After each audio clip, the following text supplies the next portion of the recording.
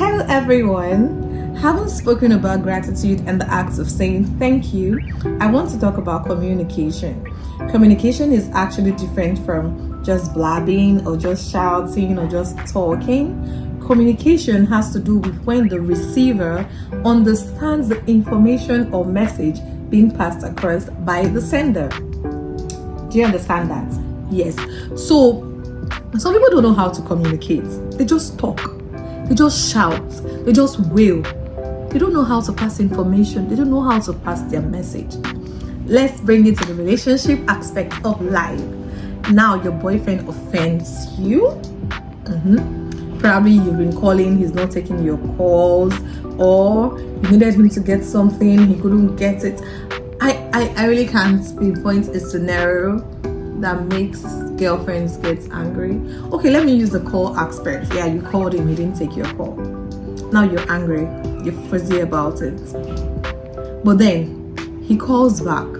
Probably after some hours, he calls back and you start shouting, I was calling you, you're not picking my call. What if I had died? Do you know I was having a cardiac arrest? Do you know you're shouting. You're not communicating. Now, there are different ways to handle issues.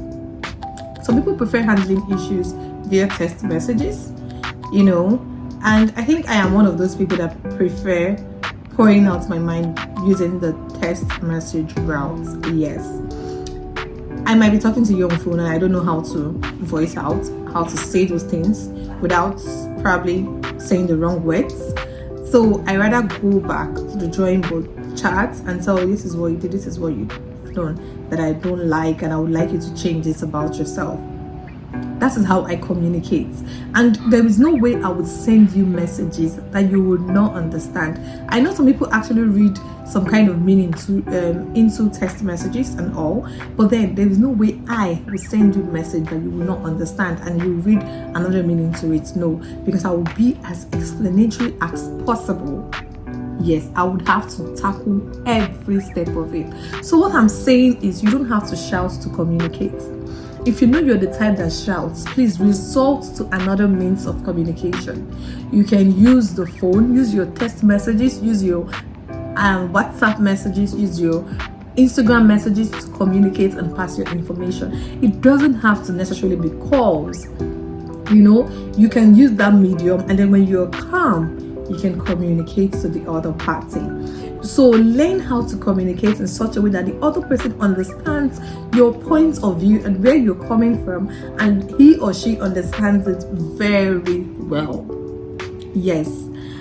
Let me point a scenario. Okay, what really happened was somebody actually shouted at me, yelled at me, and I don't like being yelled out, so it really got to me. So I kept mute. After all the shouts and all, I kept mute. And I went back. I'm a keypad warrior. And I went back. I typed everything. You see, at that point, when the person was shouting, people would be looking like, who is this mad person? You're shouting, but the person you're shouting at is not even looking. She's not even saying anything. But I went back. I tested every bit of my mind, and after she finished reading that message, she called and said, Chineye, I'm sorry. I have communicated. But at that point that she was shouting, if I also joined her in raising my voice and saying some kind of things, I would have said words that would hurt, and then we might not have the opportunity of saying I'm sorry to each other. So that is it. Learn how to use the right means of communication that works for you and that doesn't make you look like a nuisance or sound like a nuisance. Yes. Having said that aspect about communication, means of communication, now let's come back to when and how to communicate. Yes. How do you communicate? How often do you communicate? How often do you pass your messages? How often do you hear from your loved one? I was in a situationship long ago, and this guy in question, he doesn't call. He hardly calls. And I like being called. If I like you, oh my god, I can be on phone with you for hours. It's like that. Even my female friends knows that. So he wasn't not calling, nothing. At times we chat once or twice in a week, and that's not my love language. Hello, excuse me. When I finally got to see him, I noticed that this person recharged his phone at all time. Definitely, there's somebody he's been calling. It's someone he was calling, and what did I do?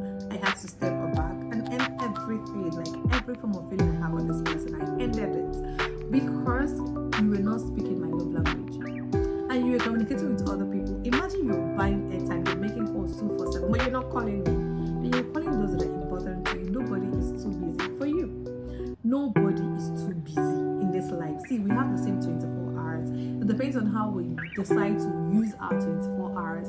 A man that has 24 hours, even if he is the president, he has the whole problem of the country on his head, he can make 2 minutes to call you. So please stop buying that crap. Stop buying that shit that, oh, I'm too busy. Nobody is too busy for anybody. You can make time for whatever you claim to love. I think I should stop for now. We'll talk about some other interesting topics tomorrow. And if you feel like you want me to talk about a topic or to render an advice on a particular